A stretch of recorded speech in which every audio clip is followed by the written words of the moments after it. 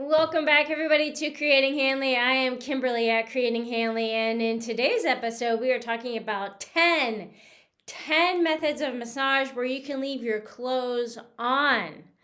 So let's jump right into it. So the first two are kind of linked to Swedish massage. So the first one I'm going to talk about is a sports massage. Now, a sports massage can be performed before or after an event, and usually a sports massage before an event, if it's directly before competition or directly after competition, the person is already ready to go, where they've just completed their event, and so they're already geared up, ready for their sport. You can do a massage immediately before the event just to warm up the person's muscles, just to get them ready to go for the event. And then after, so it's called post-event massage is after, pre-event massage is before. So post-event massage after they've done their event or their activity, whatever they've been doing, and they're all drained of energy, they can come get a massage to relax and help their muscles recover. So they're still in gear and, well, at least clothed. They can't be in hockey pads or anything like that, but they're still clothed. So yes, that number one, sports massage. Number two is chair massage. And most often you see chair massage at workplace events or at different functions where people can just get 10, 15 minutes, 20 minutes of massage in a chair, usually done on the upper body, the arms, the back, usually the shoulders, the back, the neck. That's most commonly done in a chair massage. However, you can do legs and face in a chair massage. That can be done with clothes on, so that is number two. Both 1 and 2 are rooted in Swedish massage techniques. They're just adapted to the different environments. Number 3 for our clothed massage techniques is Thai massage. Now, Thai massage is done on a mat on the floor. You wear loose clothing as a recipient of Thai massage, and the practitioner kind of puts you in different yoga poses. That's what I tell people. I say it's kind of like the practitioner is putting you into a yoga pose. Basically is what it is. And it's used in in combination of a little bit of stretching, a little bit of acupressure, which we'll talk about later, and kind of like yoga, at least yoga-like movements to improve flexibility and release tension and just get an all-over good feeling in the body. So that's Thai massage is number 3.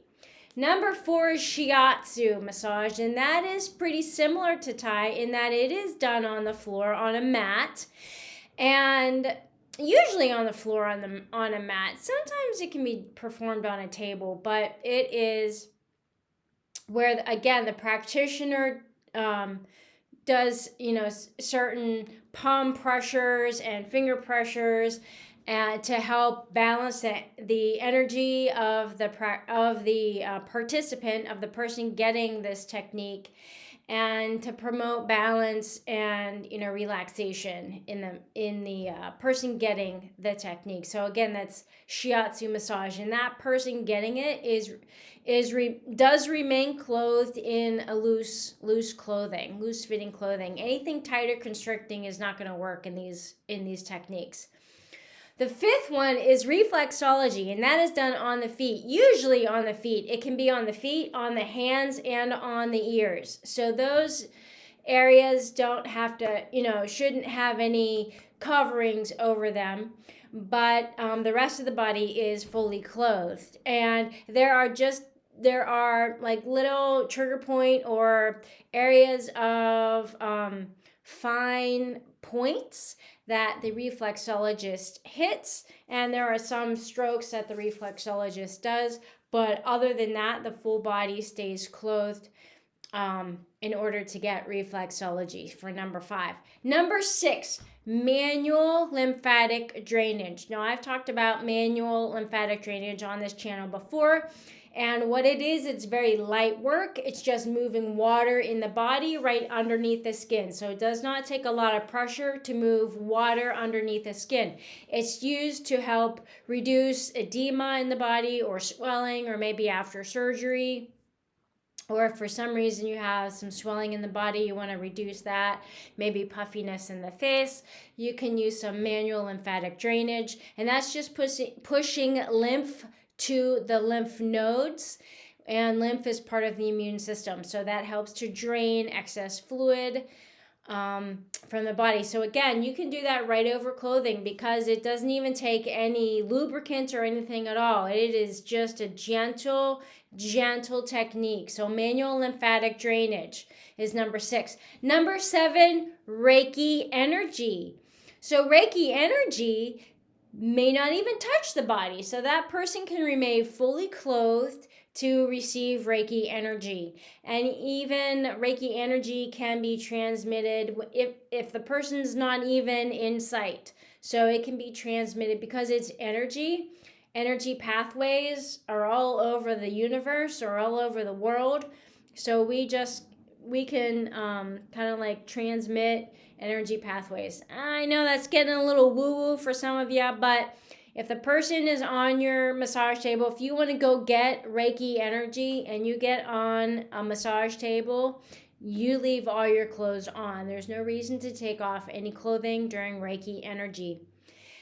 And the next one, number 8, is cranial sacral therapy. So cranial sacral therapy is working just what it sounds like, the cranium, the spine to the sacrum at the end of the spine. So just the axillary spinal column, and you don't have to take off any clothes to receive cranial sacral therapy, CST. No reason to do that. It's very gentle work. The practitioner does hardly move at all, but just kind of puts the person into a relaxed state just by, actually the practitioner doesn't really have to move the person at all. You just lay on the table and just receive the work, and it's just some very gentle work, the weight of a nickel basically. It's just very light pressure. Same with manual lymphatic drainage, very light pressure. Reiki energy, the same. If the practitioner puts a hand on your body, it's very light.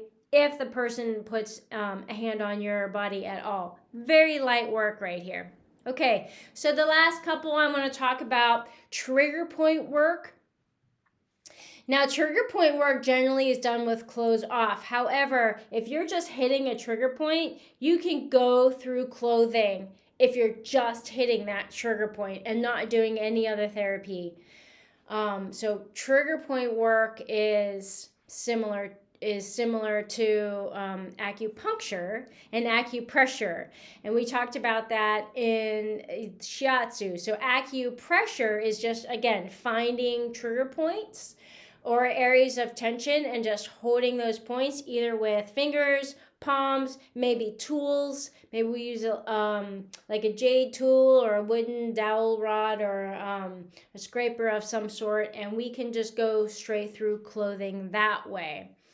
So acupuncture is a little bit different in that needles are involved, and yes, you have to be directly on the skin for that.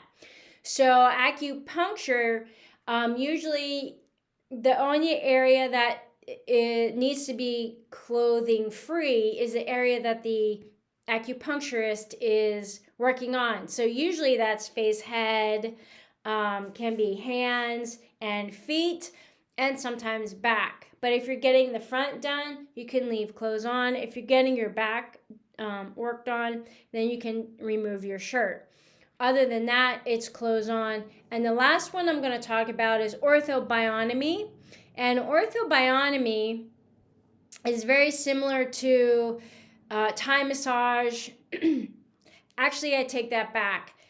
Orthobionomy is you're laying on a massage table. You can leave your clothes on, loose fitting clothes, and the practitioner kind of puts you into different poses as a gentle positional release to release some tension in the body and try to rebalance the skeletal structure. Skeletal musculoskeletal structure. So orthobiotomy can be performed, and you can receive that with, I shouldn't say performed with clothes on, of course it's performed with clothes on. You just, as a practitioner, you receive it with clothing on. So those are 10, and maybe a bonus in there. Acupressure, acupuncture, those aren't quite considered massage techniques. They're technically they're traditional Chinese medicine techniques, but I threw them in anyway just because you can still receive those for the most part with clothing on. So hopefully that helps you guys find the correct massage technique that you might be looking for. And if you're trying to do it maybe on a lunch break or a lunch hour, some of these are about 15 minutes to an hour long. Chair massage being the exception, it's quite short. Maybe sports massage is a little bit shorter as well if it's pre-event. But hopefully that'll help you figure out, if you want to lay under the warm sheets or just keep your clothing on for a treatment. All right, if you have any questions, as always, leave a comment and I will respond to your comments. And again, thanks for watching my channel. I appreciate all the likes, shares, and subscribes. You guys have a fantastic Massage Monday today. I'll see you soon. Bye for now.